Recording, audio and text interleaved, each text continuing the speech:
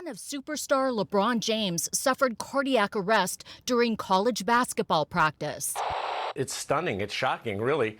A guy in such great shape. Bronny James was practicing here at the Galen Center on the USC campus when the 911 call was made just before 9:30 a.m. Monday morning. He was reportedly unconscious and was rushed to the hospital. So I guess there's some controversy now because Joe Rogan and Elon Musk made some statements regarding LeBron James' son, Bronny, after he suffered the heart attack, as we all basically try to figure out what exactly went down. So let's check out this article here. Here's a quote. "We know it's not true," unquote. Joe Rogan joins Elon Musk and anti-vaccine supporters while talking about LeBron James' son, Bronny. What bugs me is the claim of calling Joe Rogan anti-vaccine. He's just a guy like many of us who questioned the safety and necessity of the vaccine, especially during the time when they were making mandates across our nation. So just because you question that, they want to throw that label on you to already discredit anything that you say after that. We've been dealing with this now for close to 3 years. Joe Rogan has joined Elon Musk in questioning whether Bronny James' cardiac arrest was a side effect of the COVID-19 vaccine. Musk has previously tweeted that myocarditis is a known side effect of the vaccine and questioned how common it is among people who receive multiple jabs. Bronny, 18, suffered a heart attack on July 24th while attending an informal team workout at USC. According to Rogan, there's no way to say with 100% certainty that Bronny's health issues weren't caused by the vaccine. I saw some woman saying that LeBron James' son, Rogan said, what happened was definitely not the vaccine. It had nothing to do with the vaccine, with the COVID vaccine. Quote, "You can't say that because you know it's not true. You know that's not true. You know you don't know that. It definitely wasn't the vaccine, especially right after the kid had a heart attack." Now, I'm going to have to see if I can find the video, if there is a video or the tweet or post, whatever it is, because I'm not sure who's talking right there, whether that's Joe Rogan or whether that's the woman who made that claim. Either way, for someone to make an absolute claim on either side, it's pushing it a bit. But considering that myocarditis is a known side effect and how there have been young people all across the nation, all across the world, all over the world, as a matter of fact, who have had heart issues after receiving the vaccine, you can't rule that out. Now, do we know whether LeBron James' son actually had a congenital heart issue? No, we don't know that. We can't say otherwise.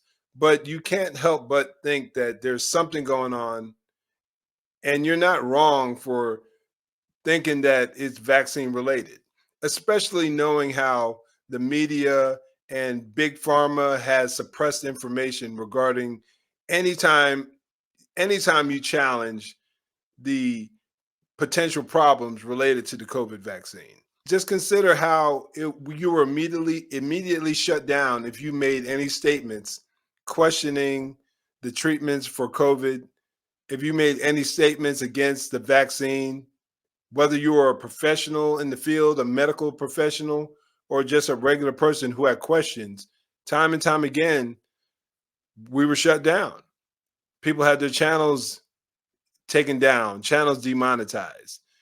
Their posts were blocked on big tech, on social media. So you can't blame people for being skeptical when situations like this pop up. You can't blame people for asking questions. And the moment you start shutting down and attempting to control speech, you're going to get more and more people who have concerns or who doubt the validity or doubt how helpful a lot of these things are, especially when you're talking about big pharma. It's been known for decades, up until COVID came around, that big pharma was not to be trusted. You just can't wholesale trust them because they've sold drugs that they knew were harmful, but they wanted to get that money. So now all of a sudden, once COVID became an issue, we had to just put blinders on and just believe everything that they say. It was utterly ridiculous. Rogan continued, quote, "Unless you are his physician, unless you are doing MRIs on him, unless you find out there's some congenital heart issue that exists from birth, and so you can clearly say this was a problem. You can't say that it's just propaganda. How many guys do you have to see that are falling down while they're being interviewed, or falling down on the field, or having heart attacks while they're 18 years old? I agree with that. Sportskeeda goes on to say Bronny James has a congenital heart defect. At least that's what we've been told. Now, we can't say with 100% certainty that that isn't the case, nor can we say that that was the case. This is just what we're being told. According to a statement by a spokesperson from the James family, there's a significant hope that Bronny James will return to competitive basketball soon. James has been diagnosed with a congenital heart defect, which can be treated. Quote, "We are very confident in Bronny's full recovery and return to basketball in the very near future. We will continue to provide updates to media and respectfully reiterate the family's request for privacy."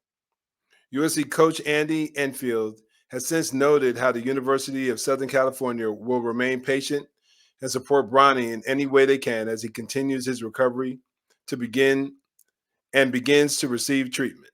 Quote, "Our goal is to support Bronny in any way that we can, academically, athletically, and be patient with how things develop in his return," Enfield said via ESPN. As such, Bronny James fans can potentially look forward to seeing him make his collegiate debut in the upcoming season as he begins to get back onto his road towards the NBA. You aren't wrong for questioning what the ultimate cause is or was. But again, we can only ask so many questions in this current day and age. But before you go, check out this video right here. I think you'll find it very helpful.